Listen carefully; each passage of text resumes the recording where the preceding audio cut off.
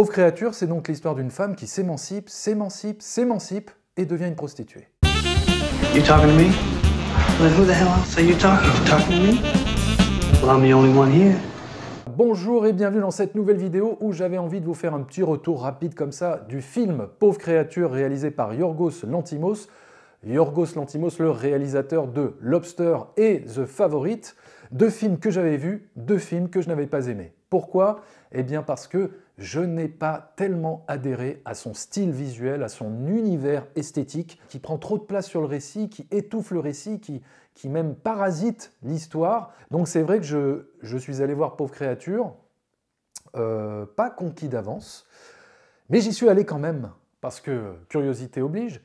Et eh bien, je dois dire que c'est peut-être le film que j'ai le plus aimé, finalement, de lui, mais j'en reste pas moins mitigé, et je vais vous expliquer pourquoi. Alors déjà, de quoi ça parle, Pauvre créature? Eh bien, on va dire que c'est une relecture du mythe de Frankenstein, version féminine, puisque au début du film, le récit démarre sur ce personnage féminin, joué par Emma Stone, que l'on retrouve morte, suite à un suicide, et qui va être ranimé, qui va revenir à la vie grâce à l'expérience complètement folle d'un savant fou, joué par Willem Dafoe, et qui va récupérer le cerveau du bébé qu'elle avait dans le ventre pour lui foutre dans la tête. Voilà. Donc c'est supra-glauque, mais ça n'en est pas moins intéressant, puisque on va suivre du coup une véritable évolution de personnage. Emma Stone démarre le film avec donc le corps d'une adulte, mais le cerveau d'un enfant complètement infantile, puéril, immature, et petit à petit, au fil de ses voyages, va s'émanciper, va évoluer intellectuellement, devenir de plus en plus intelligente, de plus en plus érudite pour s'accomplir complètement. Et donc ce parcours est plutôt intéressant puisque ça met en exergue le rapport entre les hommes et les femmes et comment les hommes vont, au début du film, quelque part, profiter de l'immaturité de cette femme pour profiter d'elle sexuellement.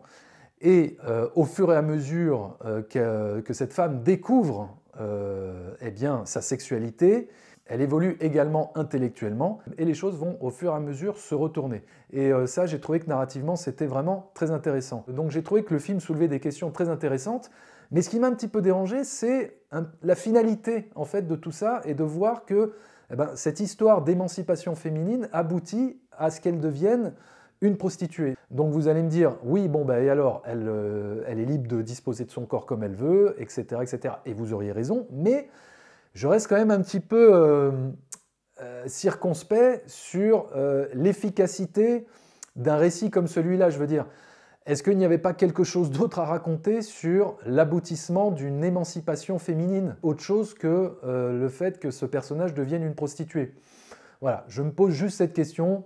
Après, peut-être qu'il faut que je revoie le film et je le reverrai sous un autre œil, sous un autre angle, à voir. Et un autre élément que je n'ai pas vraiment aimé dans le film, eh bien, c'est encore une fois l'univers esthétique et visuel du réalisateur que j'ai trouvé quelque part un peu gratuit, un peu aléatoire, c'est-à-dire beaucoup de plans avec des objectifs grand angle qui déforment un peu les visages, qui déforment les perspectives et qui donnent une impression de fisheye sur l'image, mais qu'on a déjà vu, voilà, c'est du Terry Gilliam. Donc, ok, si c'est porté de sens, comme dans Brasil par exemple, pour dépeindre un univers ultra angoissant, etc., moi je trouve que ça fonctionne et ça sert le récit.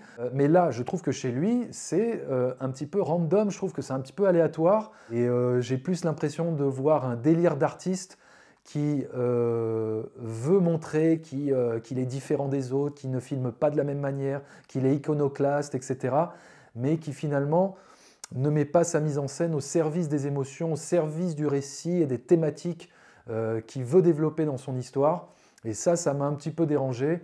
Voilà, mais c'est un peu comme Wes Anderson, voilà, c'est des réalisateurs qui ont des univers visuels très marqués et très créatifs. Hein, voilà, je vais pas critiquer, mais moi je sais pas, qui ne me touche pas si tout ça n'est pas porteur de sens. Et c'est dommage parce qu'au début, quand le film a démarré, je me suis dit, ah, je pense que sa mise en scène, là, pour une fois, va avoir du sens. Pourquoi? Parce que le film démarre en noir et blanc.